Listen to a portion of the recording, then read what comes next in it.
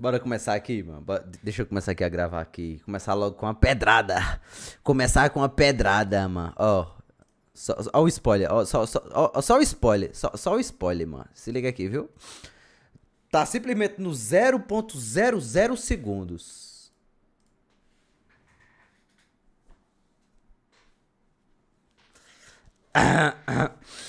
Deixa eu ver aqui. Deixa eu ver se é esse back aqui, mano. Bora, vai, arrocha. Ei, mano, que Léo de ídolo. Iceberg da Guerra Mundial.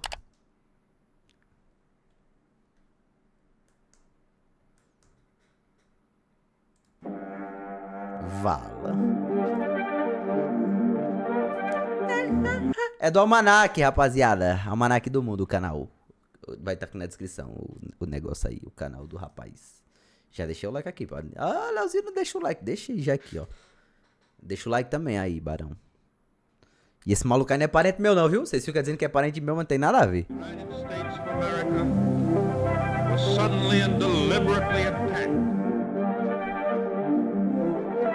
Saqueta, mano. Saqueta aí. Meine Arbeit für Richtigkeit. Rapaz.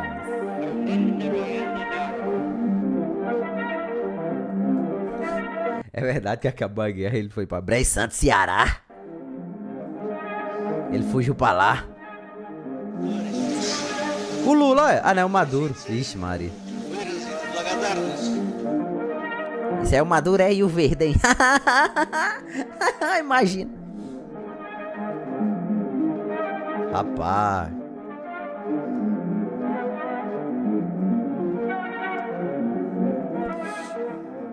Deixa eu fazer minha brincadeira. Quer mandar esse vídeo? Porque aqui o canal também é conhecimento, mano. Tu acha que aqui é só pênis e Chebil? Claro que não, cara. Aqui tem vários fatos científicos, historiósicos e fascinantes. Aqui, ó. Vida, lore, história. Considerado um dos conflitos mais mortíferos da história humana, a Segunda Guerra Mundial é um dos episódios mais nefastos e obscuros de todos os tempos. Não foi apenas uma simples guerra entre nações, mas envolveu questões sociais, econômicas, religiosas e a noção que temos hoje do mundo, existindo um antes e um depois desse período.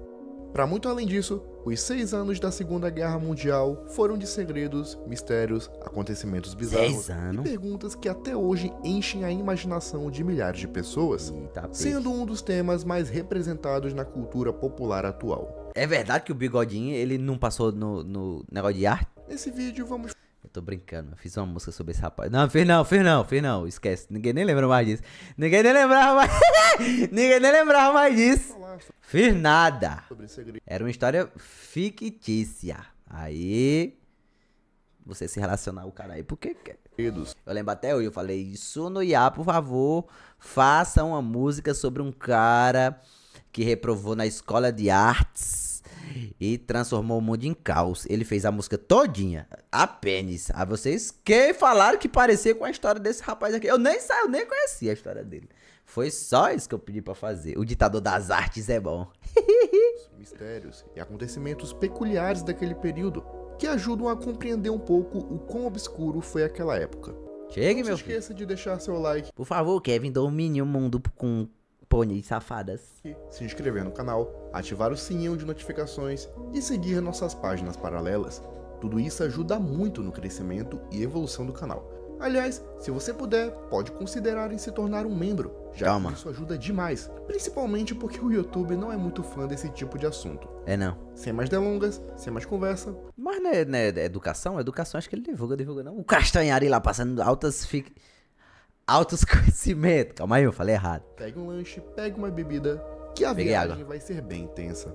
Peguei água. Pega no mesmo de ninguém.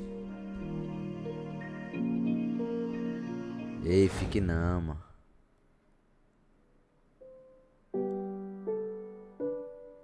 Camada 1. Além da água. Além da água, não. Ó, rapaziada, vocês já viram um céu azul? Olha aí, ó. Vocês paulistas não veem.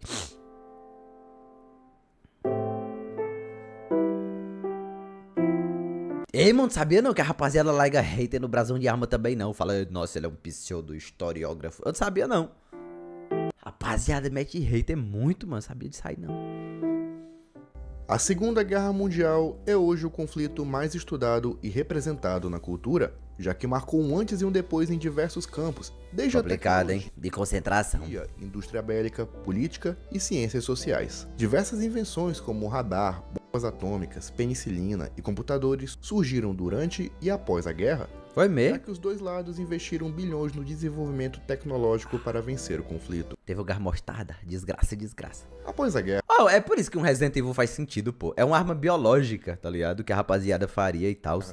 Aí faz até um sentidozinho. também houveram importantes mudanças na O gás mostarda é uma porra dessa, né? geopolítica mundial, onde os Estados Unidos e a União Soviética se tornaram as Vá o quê, meu irmão? duas superpotências dominantes, iniciando outro capítulo da história, a Guerra Fria.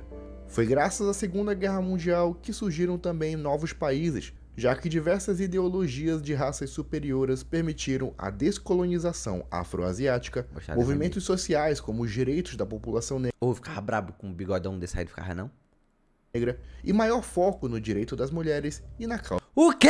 Não, aí tá se perdendo aqui o vídeo já. causa judaica. Não, aqui já tá se perdendo. Existe realmente Direito de mulher? um antes e um depois desse conflito que veremos ao longo do vídeo. Bora. Full Fighter é o nome dado Ô, banda boa, tá? a um estranho fenômeno relatado por aviadores da Segunda Guerra Mundial, onde Viador. afirmavam que estranhas bolas de luz vermelhas, brancas ou laranjas podiam ser vistas próximas a aviões de ataque, mas que se moviam muito mais rápido e de forma mais manobrada. Deu pra Elas entender, também pica não demais. atacavam e aparentemente apenas observavam os movimentos no céu. Ah, Durante todo o conflito, Fazendo diversos react. pilotos descreveram como tais objetos poderiam ser vistos do céu, alguns bem perto, enquanto outros a milhares de km de distância. Na época, a resposta mais lógica para esse caso é que se tratavam de objetos voadores do eixo criados como uma tecnologia muito à frente de seu tempo. Mas no fim da guerra, os relatos foram considerados alucinações causadas pelo estresse de guerra, principalmente pelos pilotos TPS, é isso, é? Estresse pós-traumático. Eu tô inventando. Eu lembro que tem uma sigla pra isso aí. Não lembro não. sobrevoarem Tô inventando aqui as coisas. Vocês acreditam? Tudo que sai da minha boca aqui, vocês não acreditam não hoje, não. áreas inimigas e poderem facilmente ser derrubados. Durante muito tempo, essa foi a conclusão oficial, até que anos depois, novos estudos sugeriram que tais movimentos pudessem se tratar de algo muito mais misterioso e talvez não terrestre, com muitos apontando para OVNIs e manifestações extraterrestres. Do Para nada. muitos, os Foo Fighters podem ter sido os primeiros avistamentos coletivos de OVNIs no século XX. ST não. Os relatos de É veteranos não. do eixo, principalmente alemães, também contaram sobre estranhas bolas vermelhas brilhantes, acreditando na Quando eu era criança, eu torcia pra seleção da Alemanha, boy.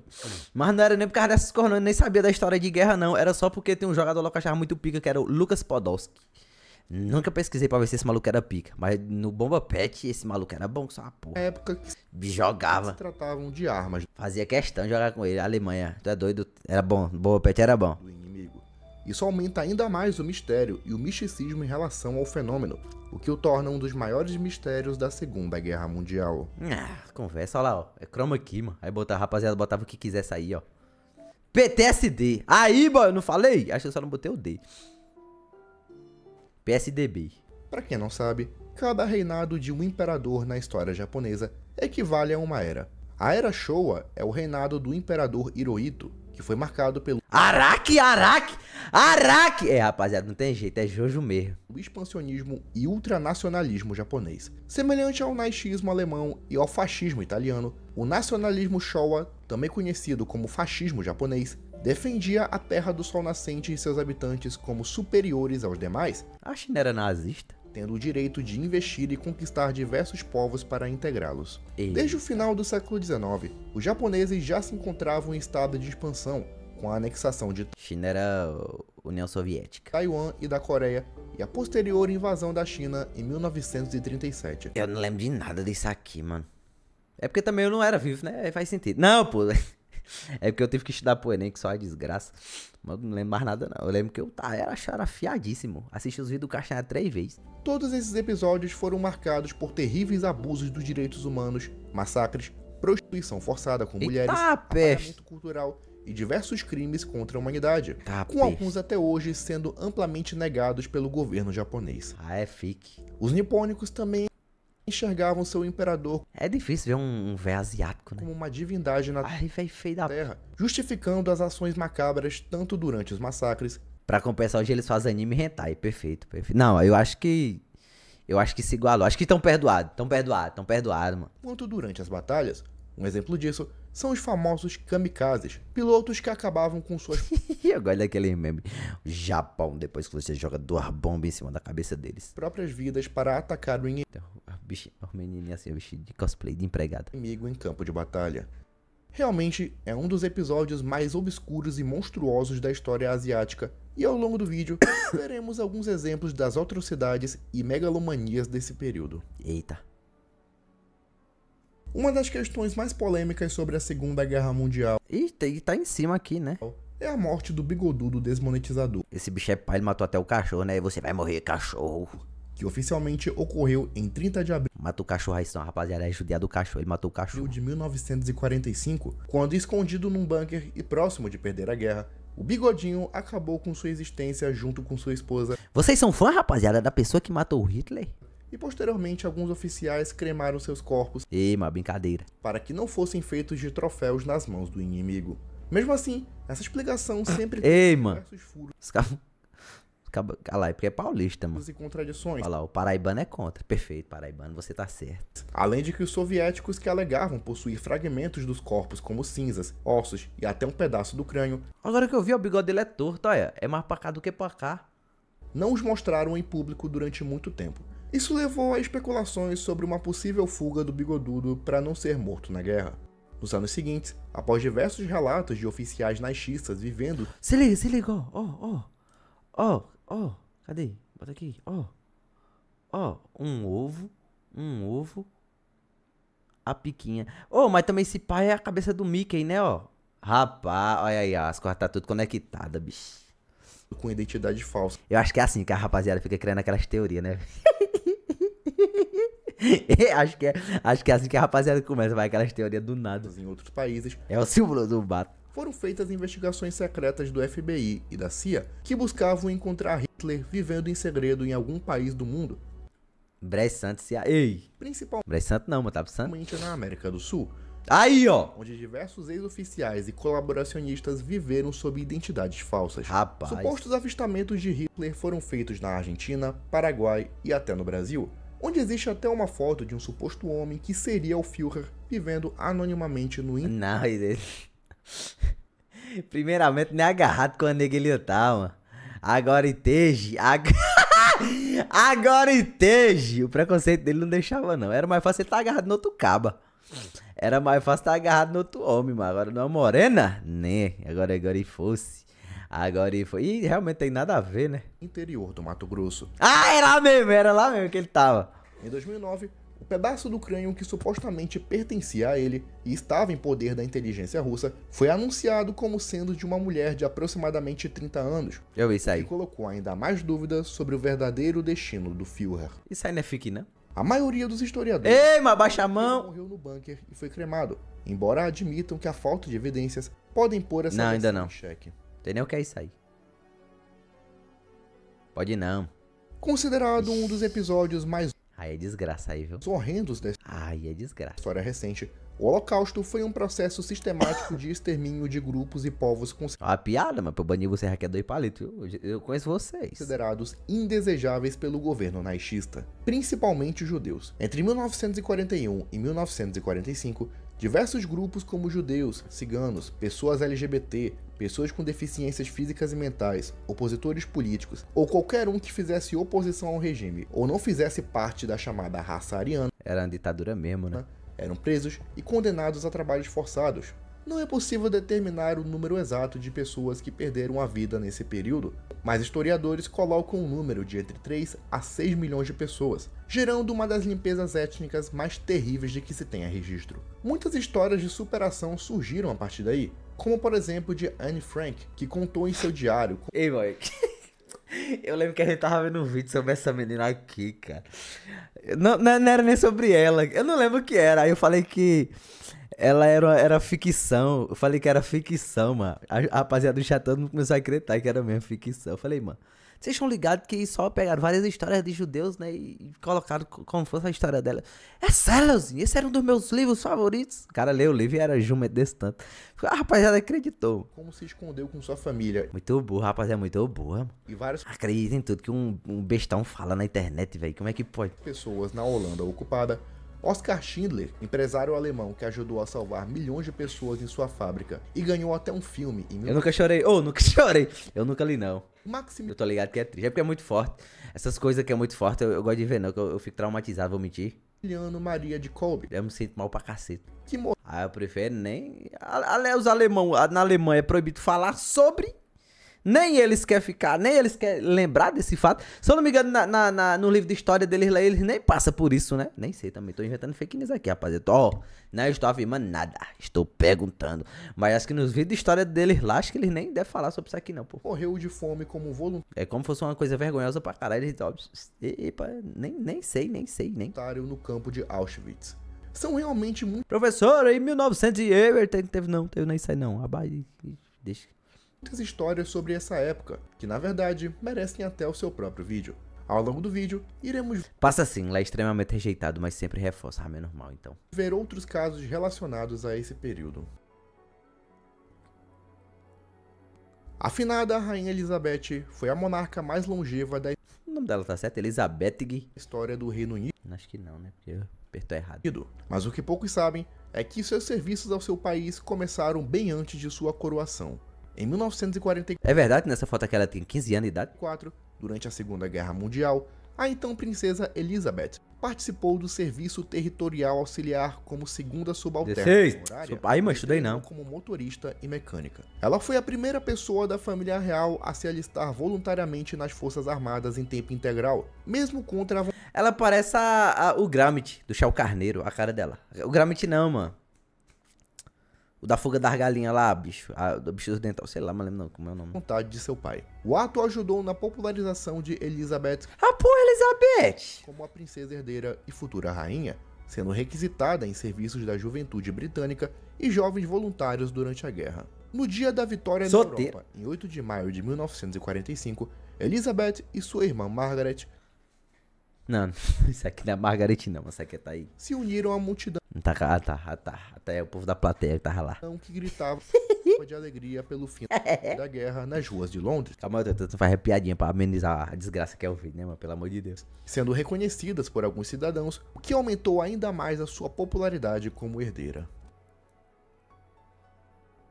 Pô, tem um tanque de A guerra, hein, mano? madrugada do dia 24 para o dia 25 de fevereiro de 1942 nos Estados Unidos foi marcada por uma batalha de artilharia antiaérea contra um objeto voador não identificado que até hoje não se sabe o direito o que era. Haviam se passado 2 meses desde os ataques a Pearl Harbor, que resultaram na entrada dos Estados Unidos da América na Segunda Guerra Mundial. É brincadeira. A população e o exército estavam em alerta, já que acreditavam que a qualquer momento um ataque vindo do Japão ou da Alemanha poderia pegá-los de surpresa.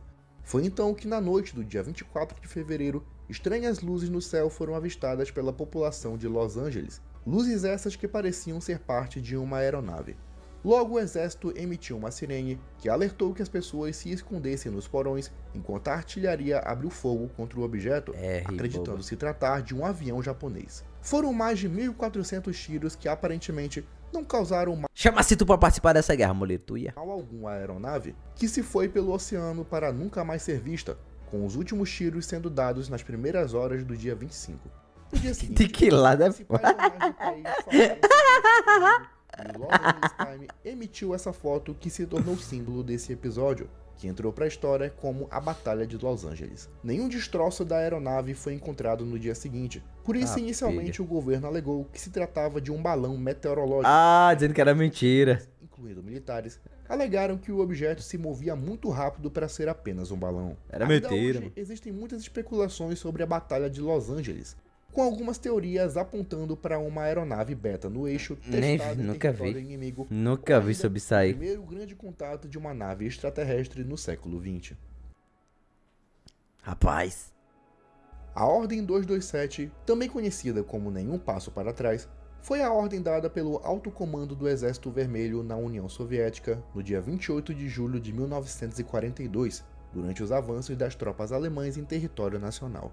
A ordem declarava que os comandantes e oficiais que ordenassem a retirada das tropas seriam condenados e, em muitos casos, executados, assim como os soldados desertores ou que estivessem colaborando de alguma forma com o inimigo. A ordem era dada diretamente por Stalin e visava proteger a União Soviética de ataques alemães, criando um bloqueio que impedisse a conquista das principais cidades como Stalingrado e Moscou. Foi nesse episódio que diversas batalhas sangrentas ocorreram, principalmente a Batalha de Stalingrado, considerada uma das mais violentas de todo o conflito. Sempre eu lembro de ter lido isso aí no livro de história, mas não lembro não que bobo é a Batalha de Stalingrado, não. Aliás, vai a batalha que aconteceu em Stalingrado. Não sei nem se é porra nome da cidade. Engana-se quem pensa que apenas a Alemanha e aí, ó! possuíam campos de concentração. Olha aí, ó! Já que os Estados Unidos também tiveram esse Morra, Estados Unidos! sistema prisional naquele período, onde os cidadãos de origem japonesa foram trancafiados após os ataques de Pearl Harbor. As Inclusive ainda existe foi atacado por drones, isso é verdade isso aí? medidas não foram tomadas em todo o país, apenas em alguns estados como Califórnia, Arizona, Colorado, Utah, Arkansas e muitos outros, Oxi, só em alguns desses tantos. e eram justificadas como medidas de segurança contra espionagem. Aqui no Brasil também tem, mano. É o conjunto Minha Casa Minha Vida. As casas é tudo igual, de jeito aí, mora um monte de pobre. Olha aí, ó. Não, mas lá pelo menos é por bem mal favorecidos da sociedade. Já que suspeitava-se que alguns cidadãos japoneses estariam coletando informações para enviar ao Império. Estima-se que um total de 120 mil pessoas foram trancadas nesses campos, que consistiam em casas militares ou celeiros onde muitas famílias foram presas em péssimas condições, onde mal tinham comida, bebida, remédios e saneamento básico. O governo sempre negou que se tratavam de campos de concentração, mas as características são sempre relacionadas ao sistema da Alemanha. É porque eu canto concentração. Concentração é de pessoa, fi. Incluindo guardas. Ou seja, se você concentra lá uma grande população que tá em guerra com você, acho que já é campo de concentração, né, não? Fortemente armados. A parada LGBT não é um campo de concentração, não, porque tá... É uma concentração de um monte de LGBT, que é a mais. Que tinham carta branca para atirar em qualquer um que tentasse fugir. Realmente, um dos episódios... É um campo de concentração local, mas... Só o detalhe da palavra, né? Assim, o significado do que acontece nesses campos aí, realmente não tem como... Os mais obscuros da história americana e que perduraram mesmo após o fim da guerra, já que os últimos campos só foram fechados em 1948. É isso aí, Bruno. Então era um campo de concentração.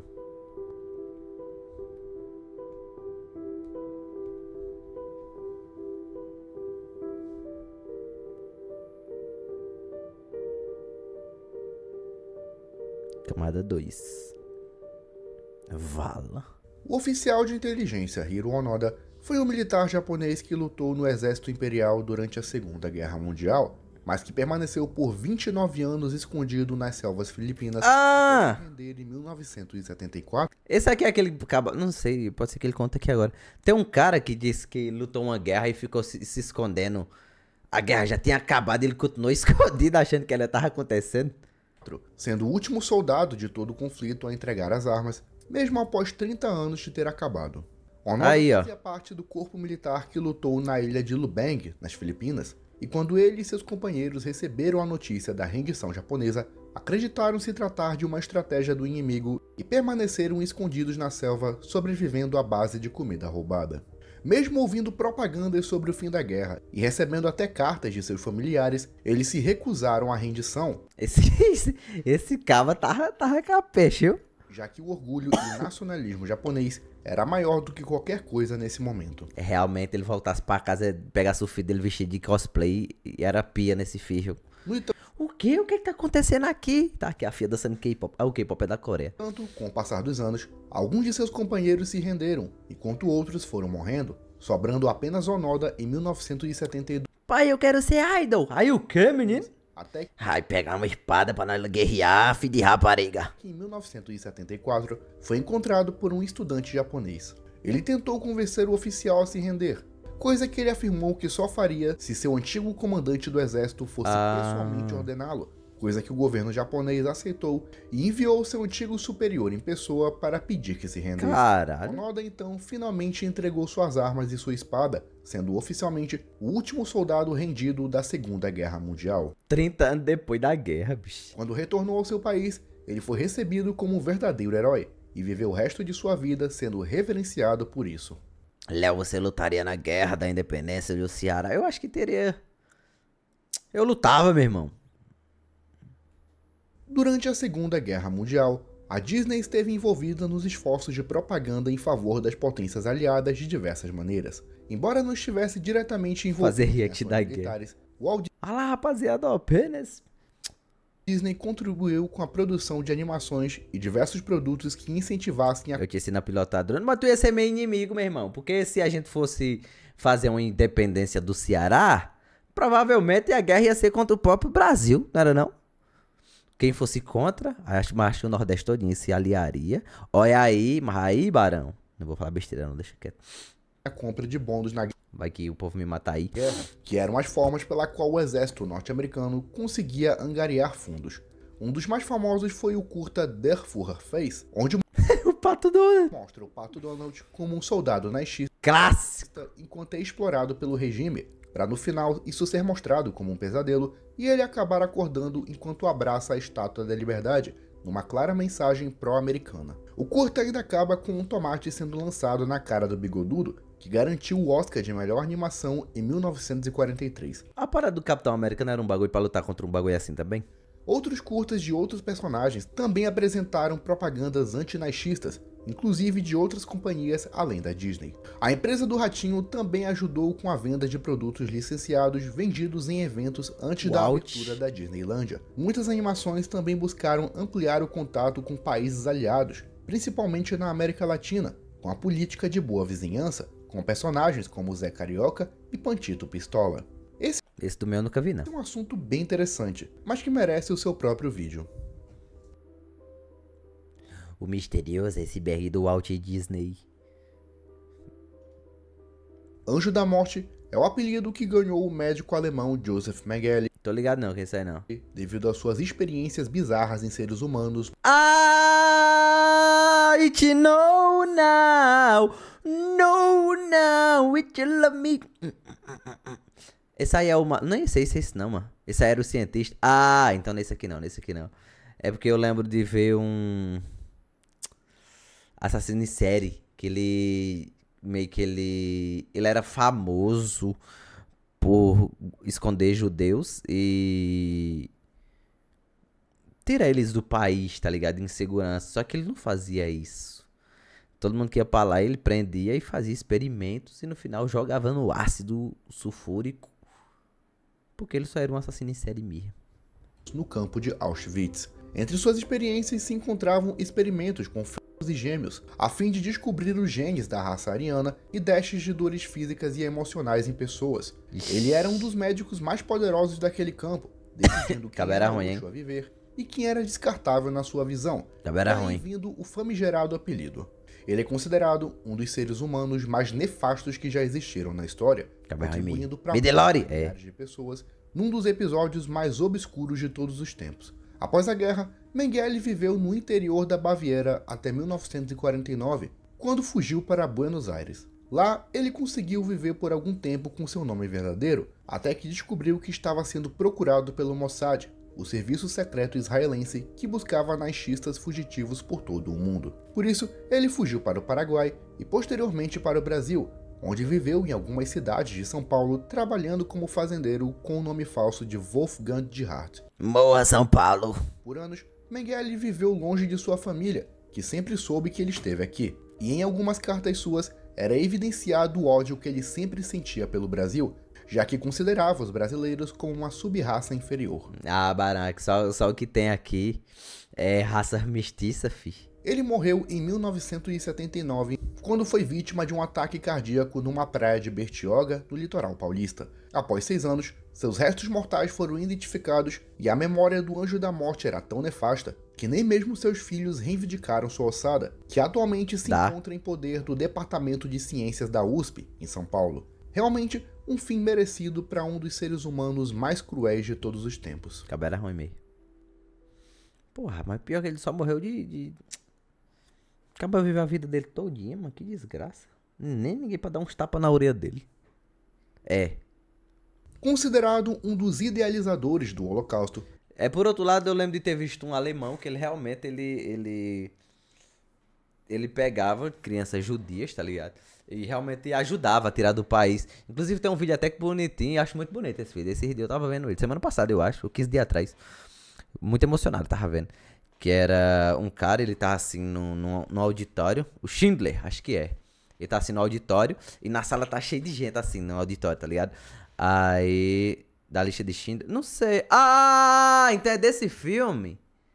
Se pá, esse mesmo, que ele tem o nome, ele tem o nome de todas as crianças que ele ajudou, né? Eu não sabia que tinha filme, não. Que foda.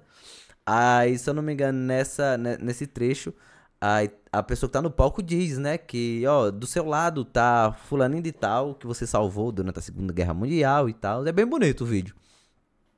Aí ele fica meio que emocionado, a pessoa também tá emocionada, né? Porque o cara salvou a vida dela quando ela era criança e tal. Aí todo mundo vai... As pessoas começam a se levantar e se apresentar, dizendo que ali foi uma das pessoas que ele salvou, tá ligado? Ó, meu nome é Cicleide, eu sou médica. Eu sou o Johnson, eu sou advogado. E todo mundo que tá ali, fora ele, são pessoas que ele salvou, tá ligado? É muito bonito, é muito bonito. É muito forte o vídeo também, é muito emocionante. Rudolf Tá sabendo muito, ela não vi não. Hess foi um dos homens mais poderosos do Muito bonito o vídeo. Terceiro Reich, sendo o vice-führer do Mas não sabia não que era desse filme aí não. Partido Nacional Socialista dos Trabalhadores Alemães e diretor do campo de Auschwitz, sendo o terceiro homem mais poderoso da Alemanha, atrás apenas de Hermann Göring e do próprio Bigode. Para além disso, Rudolf entrou para a história em um evento ocorrido em 12 de maio de 1941, quando viajou sozinho até a Escócia numa suposta tentativa de negociar a paz com o Reino Unido. Sua proposta foi recusada e ele foi preso e passou o resto de sua vida na prisão. O mistério em relação a esse assunto é o motivo dele ter tomado essa atitude, aparentemente sem o conhecimento do Bigode. Durante seus anos na prisão, ele alegou sofrer de amnésia e inclusive se recusava a receber sua própria família em visitas particulares. Armário. Por isso, existem teorias de que ele pretendia organizar um contragolpe de Estado para tomar o poder na Alemanha em troca da paz, ou que pretendia negociar sua liberdade em caso de derrota alemã. Realmente, a atitude do oficial é bastante discutida, assim como sua morte, já que ele foi encontrado morto em sua cela após supostamente ter tirado sua vida em 1987, embora existam evidências de que ele tenha sido assassinado. Mesmo coisa do Bigodinho, né? O Die Club, de novo? ou simplesmente o sino, Não, é porque ele provavelmente tava dando um Ctrl-C, Ctrl-V, esqueceu de editar. foi um projeto de uma suposta arma alemã que teria a capacidade de levitar, se teletransportar e até mesmo viajar no tempo. Com certeza, é verdade. A máquina teria sido encomendada pelo próprio Bigode nos anos finais da guerra, num dos últimos esforços após a chegada dos americanos Os caras não conseguiram ir pro espaço, meu irmão. no continente europeu. Sua idealização teria começado na Polônia ocupada, Não conseguiram ir pro espaço na porra da Guerra Fria. Oh, meu Deus. com diversos cientistas e militares Acabou de achar que ia fazer uma máquina do tempo. envolvidos na sua construção. Não se sabe se a dita máquina começou a ser construída ou nunca passou do estágio de idealização, já que boa parte de seus documentos se perderam ou foram capturados pelos soviéticos com o fim da guerra. A única prova do projeto Die Klug é um estranho desenho encontrado num bunker alemão na Polônia e alguns relatos isolados de pessoas envolvidas.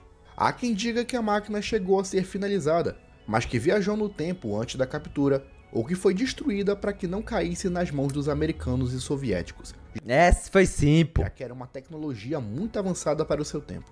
Acredita-se que os planos para o Die Klug foram a base da tecnologia desenvolvida na corrida espacial, assim como cientistas e estudiosos envolvidos na construção. As Tokyo Rose, ou Rosas de Tóquio, é o nome dado a mulheres japonesas que transmitiam programas em inglês a partir do rádio e que podiam ser ouvidos a km de distância, sendo direcionados aos americanos e britânicos no Pacífico. Os programas continham notícias falsas sobre o desempenho do exército japonês e as derrotas dos aliados no Pacífico. Aí, ó, fake news. Prisioneiros de guerra. Fake news, pô. De desmotivar as tropas aliadas numa das primeiras táticas de guerra psicológica. O mais bizarro disso foi o caso da radialista Iva Toguri Dakino, Mano, essa mulher parece alguém. Uma cidadã americana de origem A cara dela... Mas não consigo lembrar quem é. japonesa.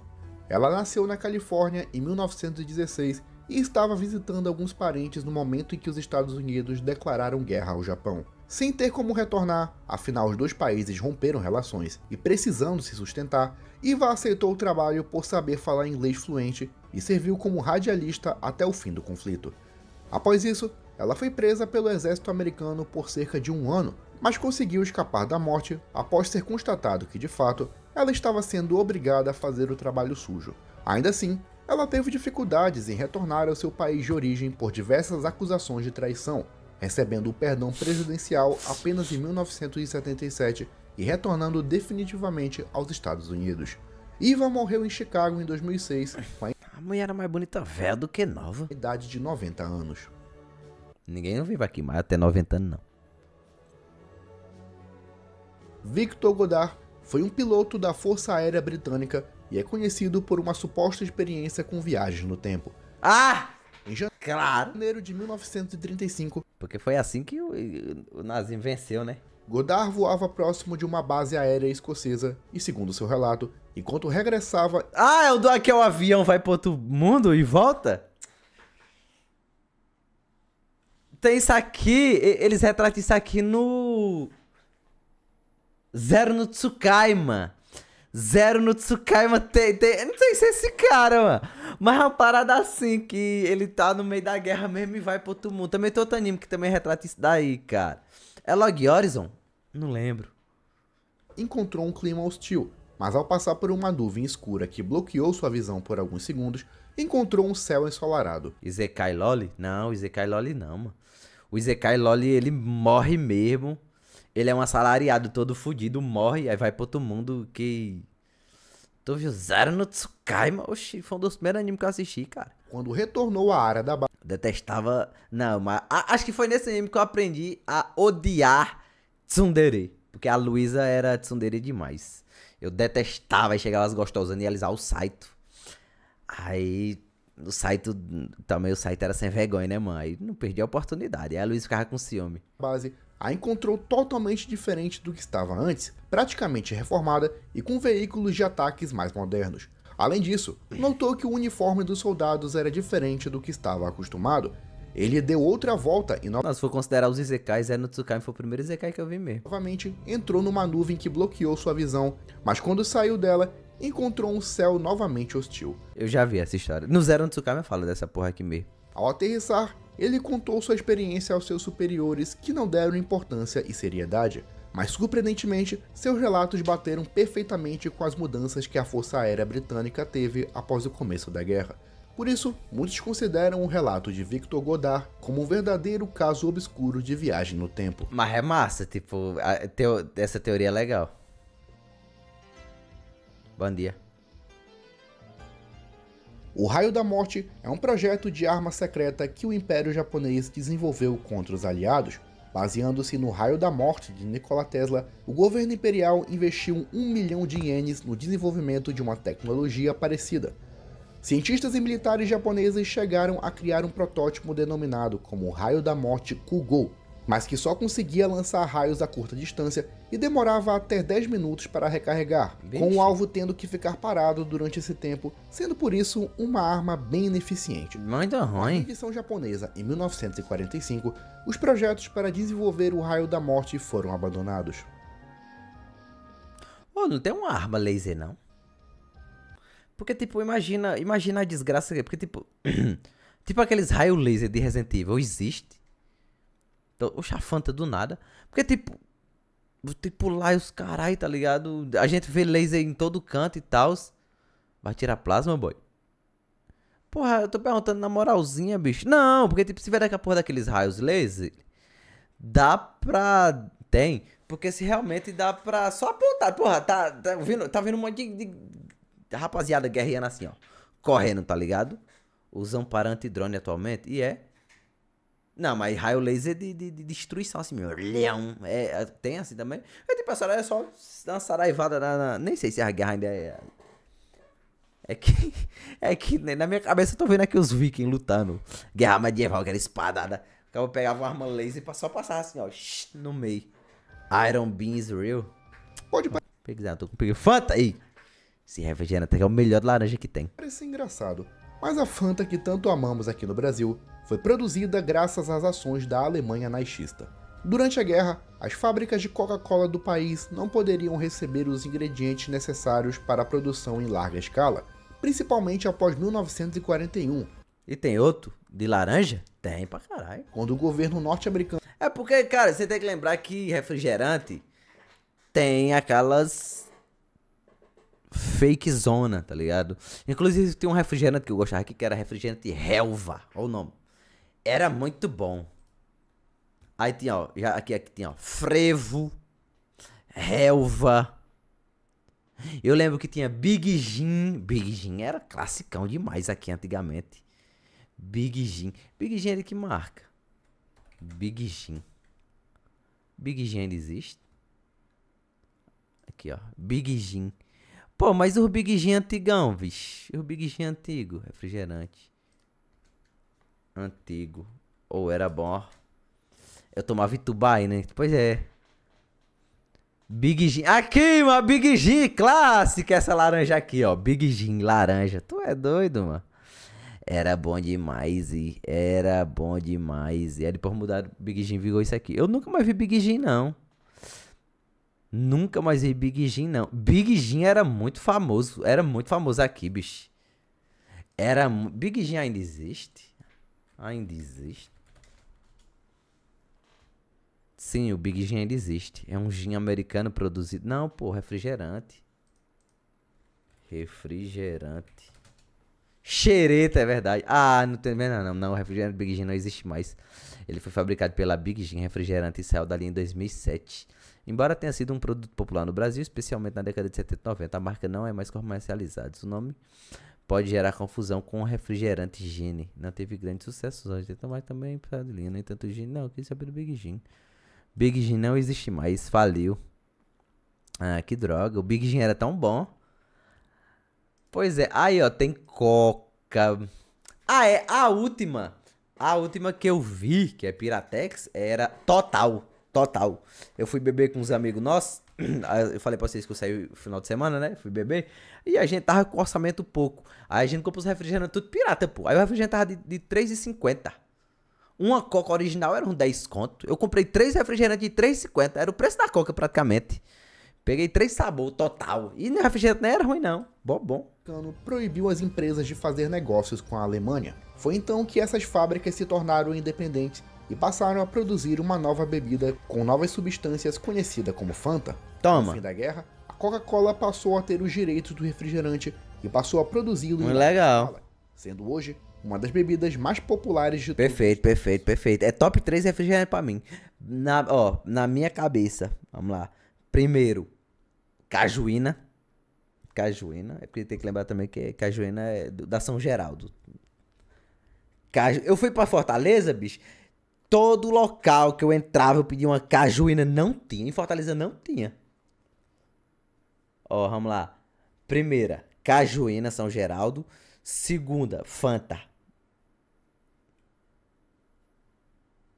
Fanta laranja.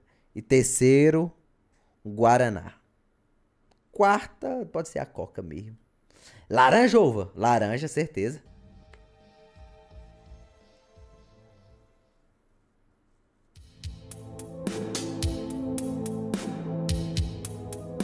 Coca-Cola. Nunca nem vi. Não, Schweppes. Acabou de gostar de Schweppes, pô. Não, Schweppes não é ruim, mas tomar como refrigerante. Porque é limão, né?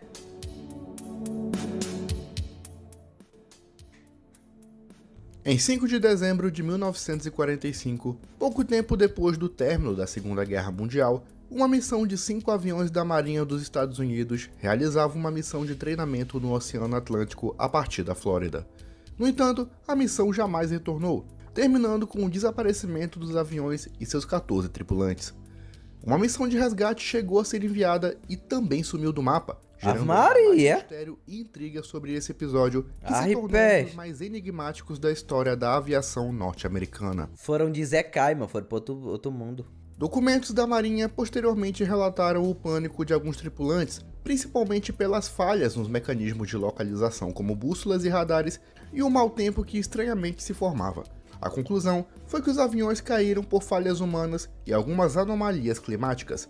No entanto, essas explicações não respondem o porquê os destroços jamais foram encontrados e nem os corpos dos tripulantes, gerando ainda mais dúvidas sobre o caso. Esse evento iniciou a lenda do Triângulo das Bermudas, área entre Porto Rico, Bahamas e as Bermudas no Oceano Atlântico, e conhecida pelos casos de desaparecimentos e mistérios. O caso do voo 19 A Costa Rica é uma ilha. teria sido o primeiro grande desaparecimento daquela região. Alguns também acreditam que o voo 19 foi uma missão de teste do governo americano e que os aviões foram sugados pelo Godzilla mar por comeu. uma anomalia magnética conforme já estava previsto. Isso talvez explique o porquê da falta de informações divulgadas pela Marinha. O que porra é uma costa, mano? A costa que eu sei é essa costa aqui. Ué. Que shit, sei não. Agora diferença de ilha pra costa. No dia 16 de agosto de 1942, o dirigível da Força Aérea Americana, L-8, partiu da A minha costa não é rica, não. base militar da Califórnia numa missão de rotina. No entanto, cerca de uma hora depois, o dirigível foi visto quase desinflado e voando sem rumo até cair numa Costa tipo litoral. Ah! área suburbana de Daly City. O acidente resultou em alguns feridos e a destruição de casas, mas quando a polícia foi investigar os destroços, não encontraram os dois tripulantes que deveriam estar a bordo. Investigações posteriores também constataram que não haviam sinais de lutas corporais, nem mesmo ataques ao dirigível, Pegaram o que o beco. poderia sugerir que eles tivessem se lançado ao mar mediante um ataque inimigo. Foram A mídia embora. apelidou esse caso de dirigível fantasma, e missões de busca jamais conseguiram localizar os corpos dos dois homens que estavam a bordo. Esse é hoje um dos maiores mistérios em aeronaves dos Estados Unidos, semelhante ao caso anterior. Acho que dirigível é muito massa. O exército Bolsonaro é norte, Bolsonaro é nordeste. pela Norte, ideia em nordeste. criar super soldados. Tanto é que os combatentes recebiam pílulas para o melhor desempenho em campo de batalha, principalmente pervitin, o que os fazia ficar por dias sem dormir e em total estado de alerta. Isso aí não é bom, não. Em 1944, cientistas alemães desenvolveram um remédio chamado D9, que contém uma substância poderosa chamada Eudocal, que poderia deixar os soldados mais rápidos e mais fortes. O remédio foi testado em prisioneiros de guerra que tiveram resultados satisfatórios, como o de correr até 100 km carregando pacotes de 45 kg. Tá, porra. Apesar da alta cúpula militar ter planejado em receitar essas substâncias, as tropas nazistas foram derrotadas. Calma, mano, mas não é um maluco que correu a 100 km, viado. Ele correu 100 km. Ele não correu a 100 km. É maluco, mano. Tu é maluco. Tropa machista. Milan 2020 mandou R$5. Ouça a música Carta ao Tempo do Takabê. Eu não quero não. Não vou ver não isso aí não. Vou só ver se eu quiser. Deixa aqui. Eu vejo depois. Deixa eu ver. Eu tô engajado aqui na lore. Antes que qualquer ação maior pudesse ser tomada.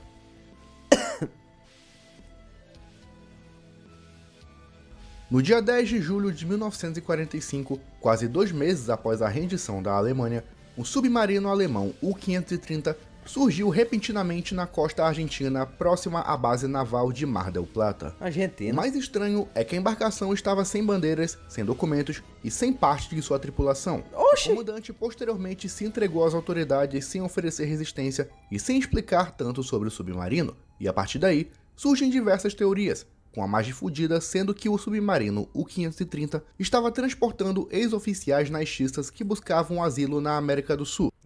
Pô, e o Hitler. Aí, ó. O que explica o porquê de estar quase sem suprimentos e uma tripulação incompleta, Aí, como ó. se já tivesse completado sua missão. Há quem diga que entre essa tripulação estava o próprio Bigode, Aí, ó. que ainda mais a teoria de sua fuga. 2 meses depois, outro submarino alemão também foi registrado na costa argentina, dando ênfase à ideia de uma missão coordenada. A Argentina foi um dos países que mais recebeu ex-nazistas que fugiram após o fim da guerra com documentos falsos na década de 40. E durante a presidência de Juan Domingo Perón, muitos deles fizeram parte de projetos de desenvolvimentos tecnológicos e científicos do governo, o que dá ainda mais crédito a essa teoria.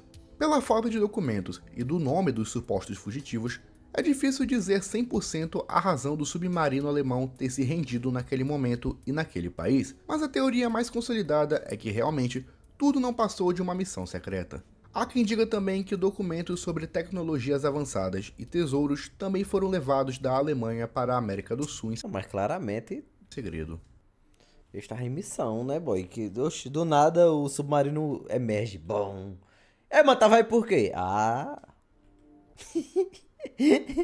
O que é que tinha um submarino dentro d'água? Ah, muita coisa. Erwin Rommel foi um oficial alemão durante as expedições nazistas no norte da África, sendo mais conhecido como Raposa do Deserto. Mas o que torna o segredo de Erwin ainda mais enigmático é o suposto tesouro que ele acumulou ao longo da guerra, saqueado de santuários e centros judaicos na Tunísia, ou doados por simpatizantes norte-africanos. Entre os tesouros encontravam-se jarros e peças de ouro, objetos com joias, armas de aços com pedras preciosas incrustadas e diversas outras peças valiosas que podem ter valido até 40 milhões de dólares. No entanto, Harry escondeu o tesouro para o uso futuro para que não caísse nas mãos dos aliados, porém, ele acabou morrendo em 1944 em Württemberg, com seu tesouro ficando perdido para sempre. Muitos dizem que as toneladas de ouro e riquezas saqueadas e doadas a Erwin Rommel se encontram em algum lugar nas areias do deserto. Perdido para sempre. Quem acha esse dinheiro aí, barão? Embora haja a crença de que isso não passe de uma lenda. Em 1947, a Marinha dos Estados Unidos Se eu achasse esse dinheiro aí, eu não dizia pra ninguém não, mas tu é doido, é? organizou uma equipe de 4.000 homens em 13 navios e 33 aeronaves comandadas pelo almirante É verdade, o do Pablo ele ficava enterrando. Richard Aí teve muita gente que achou e tal. Byrd, a Operação High Jump. Oficialmente, tal missão seria para o treinamento de soldados na Antártica para o melhor desempenho em lugares com condições extremas, como a Groenlândia e o Polo Norte. No entanto, desde o começo, a missão gerou polêmicas, já que havia um aparato militar super desenvolvido para uma missão dita como simplesmente científica, o que gerou debates sobre o verdadeiro objetivo. Posteriormente, o almirante Richard Byrd deu estranhas declarações à imprensa chilena, que geraram teorias sobre a natureza da operação, que, aliás, acabou em fevereiro de 1948 de maneira antecipada e sem motivos claros para isso. A teoria mais difundida é que toda a operação tenha sido para acabar com a última base militar alemã, conhecida como Base 211, onde estavam guardados armamentos militares super avançados e talvez não humanos. Tais armamentos podem ter sido capturados pelos americanos e levados aos Estados Unidos para o melhor desenvolvimento tecnológico e científico. O É, pô, os caras tá fazendo máquina de tempo. que dá ainda mais ênfase a essa teoria é o fato de alemães terem estabelecido bases no Polo Norte e algumas missões na Antártica, oficialmente de caráter científico, mas que na verdade podem ter sido para operações militares. O tesouro do trem alemão é uma lenda urbana europeia que fala sobre um trem utilizado na Segunda Guerra Mundial para saquear ouros, pedras preciosas e obras de arte na Polônia ocupada. Porém, perto do final da guerra, teriam sido escondidos numa linha subterrânea no sudoeste do país, Quadro sendo grande da posteriormente esquecida e transformada num verdadeiro tesouro a ser encontrado. A lenda é realçada pelas inúmeras linhas férreas e trens abandonados naquele período, Muito foda. encontrados na Polônia e países próximos, o que, segundo alguns, dá chances do tesouro ser real. Por isso, desde aquela época, diversos exploradores e caçadores de tesouros tentaram encontrar, mas todos sem sucesso, Foda. faz muitos acreditarem que se trata unicamente de uma lenda urbana. Rapaz, eu tava lá. Uma história inusitada é de Wojciech, um urso adotado pelo exército polaco que chegou a se tornar um herói de guerra do país. Carai. Encontrado em 1942, ainda pequeno, pelo exército de resistência polaco, Ô. por sua mãe ter sido morta por caçadores. Ele foi adotado e treinado pelo exército de resistência e serviu no farejamento de minas terrestres e para carregar munições de uma base para outra. Tá, porra. Recebendo uma condecoração militar após a libertação do país em 1944. É verdade No mesmo. fim da guerra, Wojciech foi enviado para um zoológico, onde foi uma das principais atrações durante anos, até morrer em 1963 de causas naturais. A Câmara de Âmbar foi um salão todo revestido com toneladas de âmbar e ouro construídos no Palácio de Catarina sob encomenda do rei Frederico I da Prússia, como um presente para o seu amigo, o imperador Pedro I da Rússia. Ah, porra! A Câmara foi durante muito tempo um símbolo do esplendor artístico do século XVIII e Essa aqui é as fotos? Porra! um dos metros quadrados mais valiosos do mundo, considerada até uma maravilha do mundo moderno.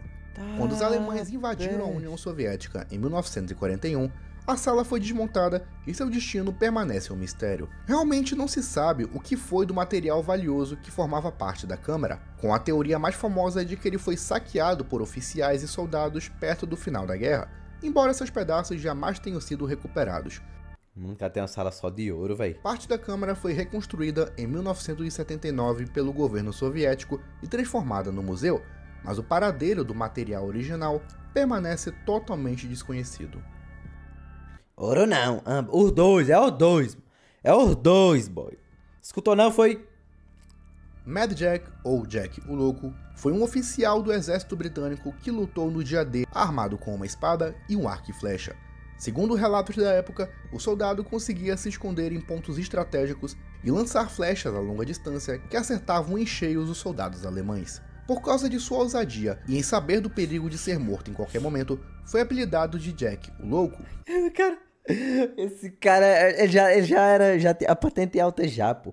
Tem aquele jogo quando você farma muito XP e só tá brincando? Ou Mad Jack. Existe uma lenda que diz que durante uma batalha em Salerno, ele chegou a capturar e executar 42 soldados utilizando apenas golpes de espada e Aí, ó. flechas. Olha lá, pegava de costinha, faca. Humilhando. E valeram condecorações militares e a patente de tenente-coronel. Ele foi o único soldado em todo o conflito a utilizar armas medievais. Medieval não, rústicas.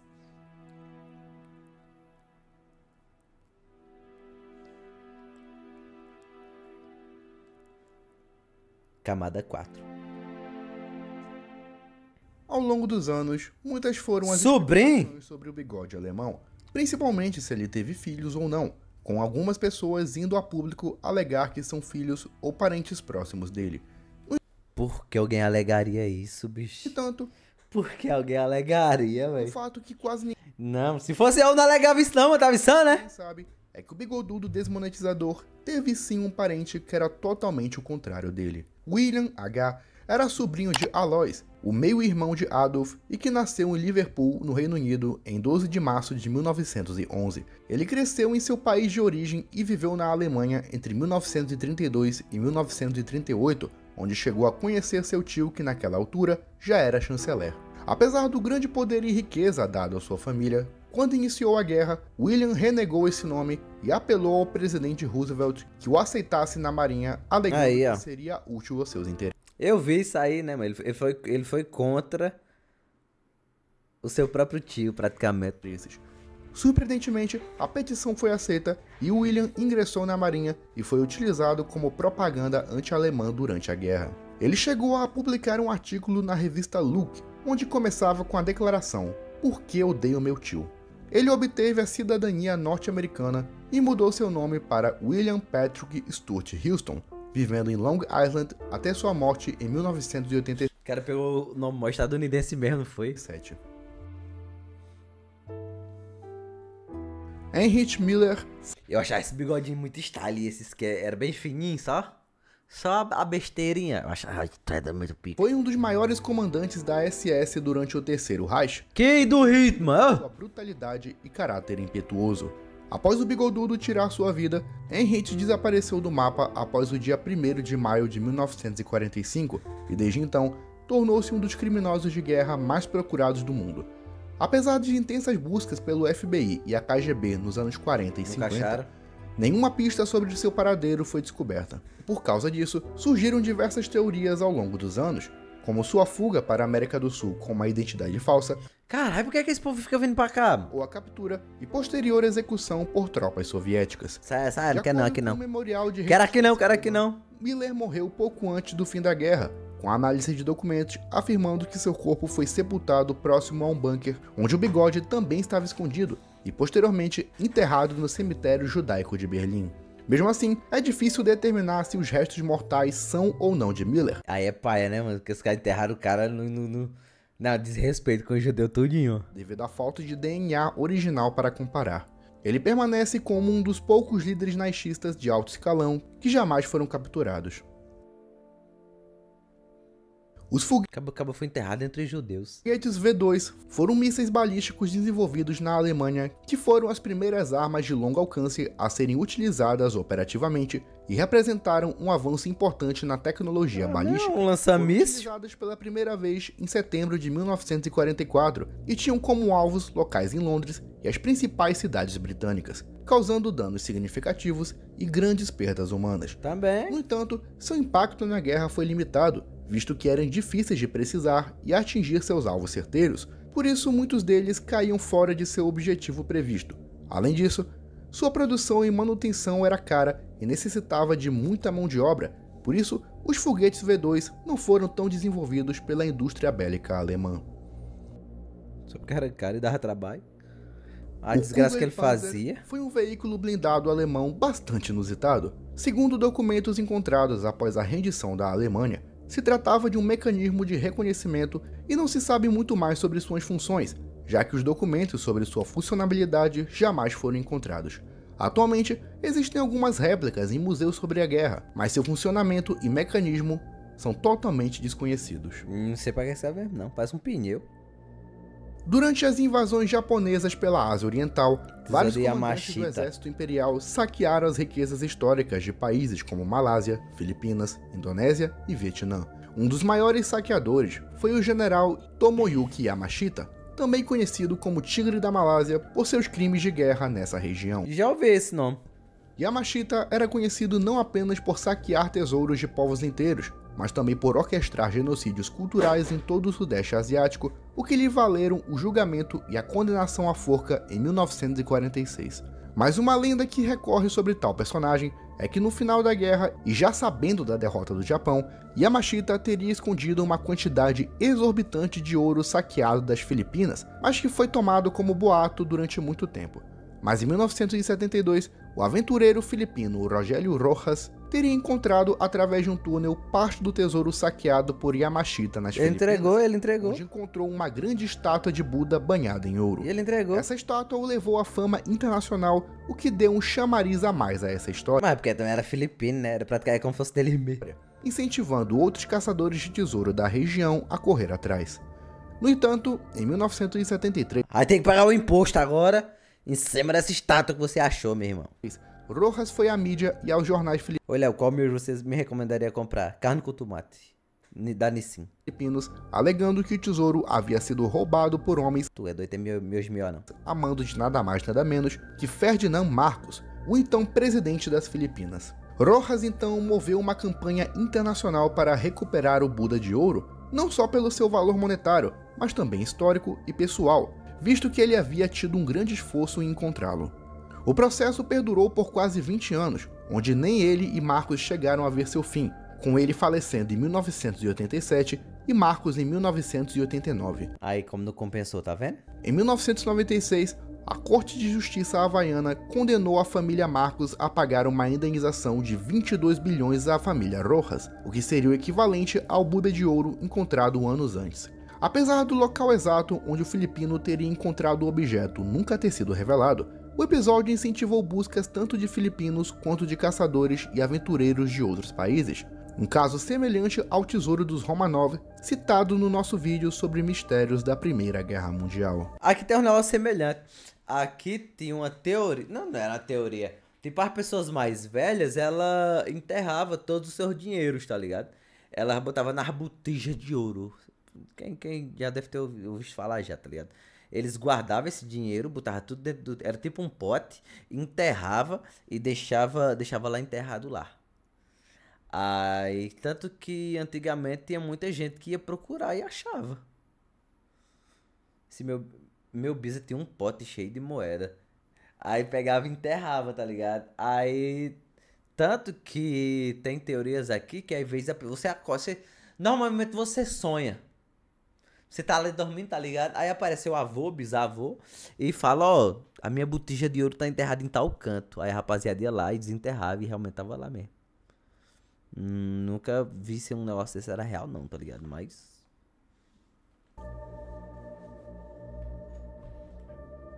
Como dito há alguns tópicos atrás, Anne Frank foi encontrada por oficiais alemães e holandeses no anexo secreto em 4 de agosto de 1944. Por isso, ela e sua família foram levados para o campo de Bergen-Belsen, onde a menina morreu entre fevereiro e março de 1945, vítima de febre tifoide. A grande questão aqui é quem teria delatado o esconderijo onde estava Anne Frank, sua família e algumas outras pessoas.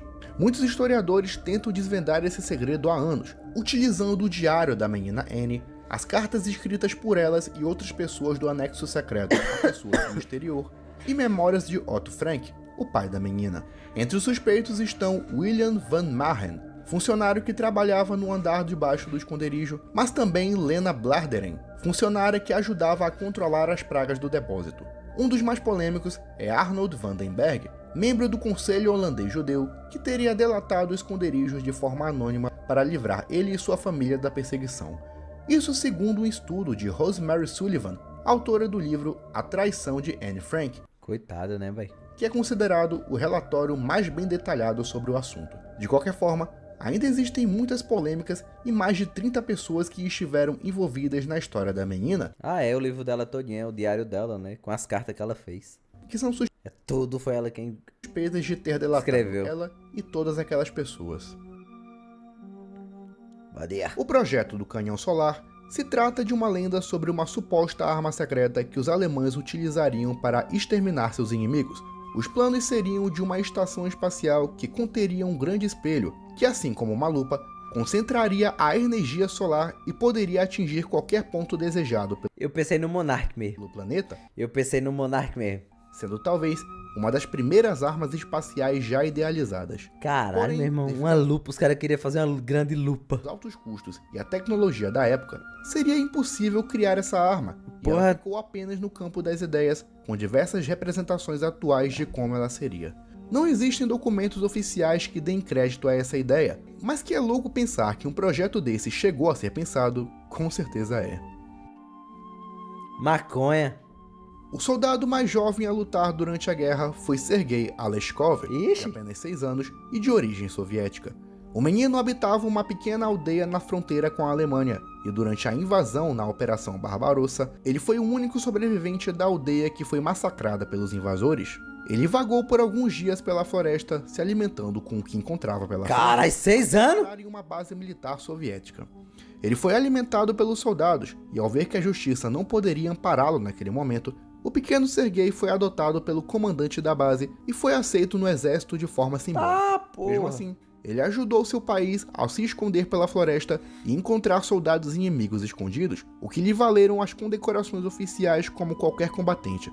Ele chegou inclusive a participar da sangrenta Batalha de Stalingrado, onde trabalhou como informante, chegando a ser ferido algumas vezes e quase perdendo a vida. Caralho! Ainda assim, o pequeno soldado conseguiu sobreviver à guerra e se tornou um símbolo de serviço ao seu país e foi reverenciado pelo resto de sua vida, até falecer em 1990 com a idade de 53 anos. Acaba viveu, viu? Os foguetes fantasmas da Escandinávia eram objetos voadores não identificados em forma de foguetes ou mísseis avistados no norte da Europa em 1946, principalmente em países como Suécia, Noruega e Finlândia. Os primeiros relatos datam do dia 26 de fevereiro por observadores finlandeses e foram registrados entre maio e dezembro daquele ano, com picos entre os dias 9 e 11 de agosto. Ainda foram registrados 200 avistamentos pelo radar e alguns fragmentos físicos associados. Eu lembro de ter visto uma teoria que dizia que acontecia muito isso aí, que era tipo os extraterrestres vinha ver essa parada da guerra, tá ligado? Um negócio assim. Maconha. Atualmente pensa-se que esses fragmentos foram causados por meteoritos. No entanto, o debate existe até hoje.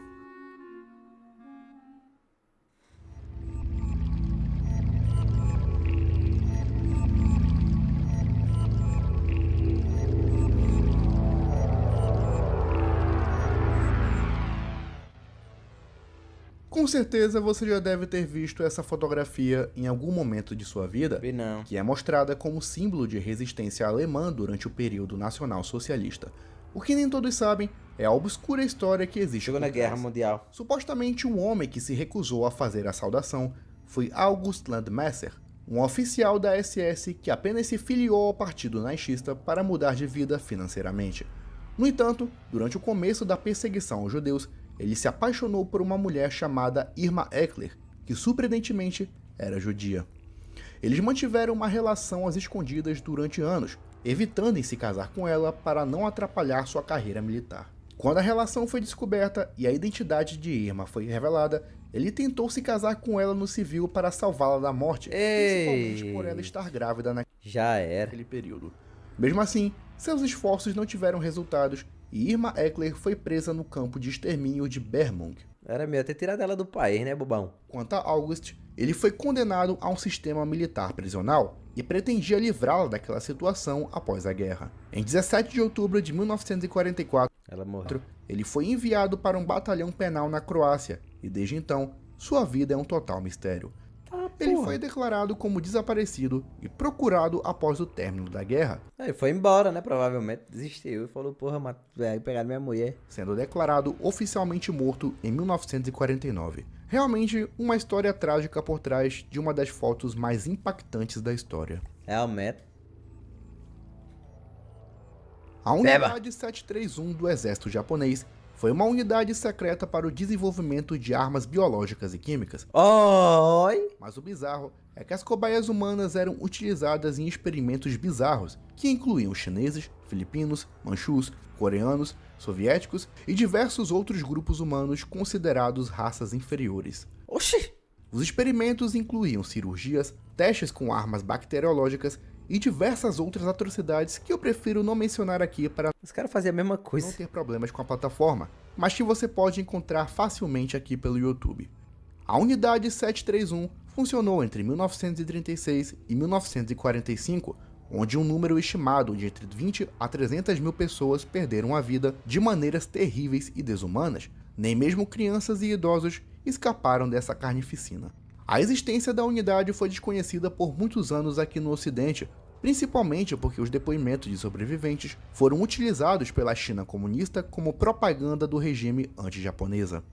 Apenas no final do século XX, documentos antissecretos foram divulgados e popularizados pelo filme Unidade 731, Bactérias, a Maldade Humana, de 1988, Tem um filme. e dirigido por Tum Fei-mo, considerado um dos filmes mais perturbadores da história e que conta de maneira gráfica os horrores que aconteceram na Unidade 731. Tá, pé. Em paralelo à Segunda Shumatsu no Valkyrie. Guerra Mundial, o mundo viu a Guerra de Inverno ocorrer entre 1939 e 1940, onde os soviéticos invadiram e tentaram anexar a Finlândia. Porém, um fato interessante sobre esse conflito é que foi apresentado ao mundo o cidadão que mais tirou vidas em toda Morra logo. Logo não perdeu mesmo? a guerra. Simo Häyhä foi um franco-atirador finlandês conhecido por ter abatido 545 soldados do Exército Vermelho, Eu não entendi porque é que botaram ele no Shumatsu no Valkyrie, bicho. ou pelo menos de maneira registrada, embora algumas fontes afirmam que ele matou apenas 542 pessoas. Apenas? Ele utilizava uma roupa totalmente branca, com a qual se camuflava pelo ambiente nevado da Finlândia, cujas temperaturas chegavam abaixo de zero. Porque é o melhor atirador. Que melhor atirador, mano? Só porque ele matou quem tá numa guerra de snipe. O mínimo que ele tem que matar é isso aí mesmo. Por esse motivo, ficou conhecido pelos inimigos como o Provocador ou a Morte Branca, sendo temido pelos soviéticos e respeitado pelos Eu tô questionando a morte branca. compatriotas. Após a guerra, ele foi considerado um herói nacional e símbolo da resistência finlandesa durante o conflito. Simo Häyhä viveu pelo resto de sua vida como fazendeiro até morrer em 2002 com a idade de 96 anos. Tá, pé. Acaba brincou, hein? A Operação Cone da Morte é uma lenda que data de 1940, quando em maio desse ano, o exército alemão invadiu os Países Baixos e aproximaram-se cada vez mais da Grã-Bretanha. Isso teria motivado um grupo de bruxas britânicas nas... Não sei se vai ter aqui. Não tem uma parada que era que os judeus eles pegavam, ou os alemão, pegavam algumas mulheres judias pra fazer fi? Eu não lembro do que era. Não lembro pra que era também, qual era o objetivo. florestas do país a se unirem num tipo de ritual para manipular a mente do Führer, tem o nome do a fim de experimento que e tal. ele não conseguisse avançar mais e atacar o Reino Unido. Acredita-se que um total de 17 pessoas participaram desse ritual, incluindo membros de associações ocultistas e pessoas que viviam isoladas na floresta. Segundo grupos ocultistas e Lebensborn. Esse. wiccanos, Projeto Lebensborn. Para que era? foi graças a essa operação mágica que Qual era o Führer objetivo? não conseguiu invadir a Grã-Bretanha, com episódios como esse também sendo relatados em outras épocas da história, como nas Guerras Napoleônicas ou na Guerra Anglo-Espanhola. Não se sabe se tal episódio realmente aconteceu, já que não existem fotos que o comprovem, apenas relatos de mestres de bruxarias britânicos e grupos associados à Wicca. Raoul Wallenberg foi um diplomata, arquiteto e empresário sueco conhecido por ter salvado milhares de judeus no Holocausto na Hungria, sendo condecorado postumamente como justo entre as nações de Israel Brabo. e cidadão honorário de países como Canadá. Era um projeto onde os militares soviéticos se casavam com as mulheres norueguesas, é verdade. Porque é como se fossem similares à raça deles, né? Pra fazer filhos. E eles pegavam mulheres que iam com os padrões dos soviéticos. Tem um jogo sobre... Não, o jogo eu tô ligado. Hungria, Israel e Estados Unidos. No entanto, o que também marca a história de Wallenberg é seu desaparecimento no dia 17 de janeiro de 1945, durante o cerco de Budapeste pelo Exército Vermelho. A última notícia que se tem sobre ele é que ele foi preso pelos soldados soviéticos sobre acusação de espionagem e, desde então, seu destino é um mistério. Não se sabe se ele foi executado logo em seguida, torturado ou simplesmente preso, já que era considerado um espião a serviço dos Estados Unidos. Sua morte oficial foi confirmada em 17 de julho de 1947, com a explicação de que ele morreu numa prisão em Moscou. Mesmo assim, seu corpo jamais foi devolvido à família e tampouco mostrado ao público, existindo dúvidas se ele realmente morreu naquele dia ou não. Tudo isso cria uma aura de mistério ainda maior sobre a vida daquele que é considerado um dos maiores heróis da Segunda Guerra Mundial. Uma lenda bem antiga é do avião fantasma de Pearl Harbor, que há décadas é avistado nos céus do Havaí próximo à antiga base. De acordo com relatos, os avistamentos ocorrem principalmente ao amanhecer, em dias próximos do aniversário do ataque, no dia 7 de dezembro. A maioria relata como um bombardeiro japonês Mitsubishi 60, que foi abatido pelos americanos durante o ataque, no tempo, mas que agora sobrevoa como se fosse um espectro. Outras versões também contam que os fantasmas dos soldados mortos ainda estão presos no avião, seja continuando sua missão eternamente ou buscando vingança. Durante a Segunda Guerra Mundial, não existia uma tecnologia que possibilitasse o controle de direção de torpedos, por isso eram utilizados torpedos guiados por humanos. No geral, eram controlados por 2 soldados com mísseis desmontáveis, o qual eram deixados no casco de navios inimigos. Posteriormente, os alemães desenvolveram uma versão dirigida por apenas uma pessoa. Mas, com o tempo, essas armas foram deixando de ser utilizadas, já que 80% dos ataques resultavam no fracasso. Kamikaze Nutella. Os torpedos humanos japoneses foram utilizados por toda a guerra, já que, caso fosse preciso, os soldados se sacrificariam em nome do imperador, tal como os kamikazes já faziam. Tá lá, né?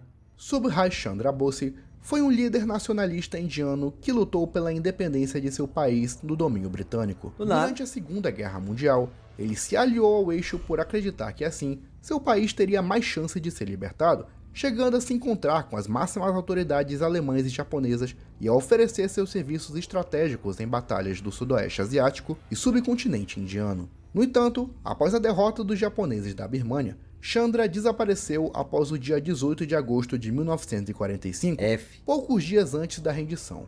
O destino de Subhas Chandra é um mistério até hoje. Pegaram ele, né, indianos, já que existem muitas hipóteses e teorias sobre o que teria acontecido com ele. Pegaram ele, passaram a faca. Ele fugiu para o Japão. Outros dizem que ele foi para a China e viveu escondido pelo resto da vida, ou que retornou à Índia e passou a viver com uma identidade secreta, ou até mesmo que morreu durante um acidente aéreo. Sei lá. O governo indiano chegou a formar comissões ao longo dos anos para tentar decifrar esse mistério, mas até o momento nada foi descoberto, sendo esse um dos maiores enigmas da Índia e Todo do mundo não, eixo tem gente contra. Tem gente contra, boy. Nem todo mundo concordava, não. E é isso, pessoal. Se você gostou do vídeo, já peço que deixe seu like, se inscreva no canal, ative o sininho de notificações e siga nossas páginas paralelas. Acabamos a história da guerra mundial. Lá, lá, lá, lá, lá, lá. Bem bagaceira, hein, mano. Bagaceira, mano. Ah, alguém comentou aqui, deixa eu ler aqui. Meu bisavô Tetsu nasceu no Japão e quando criança ele veio morar aqui no Brasil. Na época da Segunda Guerra Mundial, ele já era adulto e foi convocado para o exército. Tetsu não queria lutar, ele sempre foi contra guerra e violência, mas ele não podia simplesmente se recusar a ir ao exército. Durante um treinamento, ele pegou uma arma e atirou no próprio pé. E depois disso ele foi dispensado e voltou para casa. Tetsu, meu bisavô japonês, preferiu ficar aleijado do que morrer em uma guerra. Nunca cheguei a conhecer ele. Quem me contou essa história foi a minha mãe. Eita, toma. É isso. A Lore da guerra. Bagaceira, varão. Bagaceira.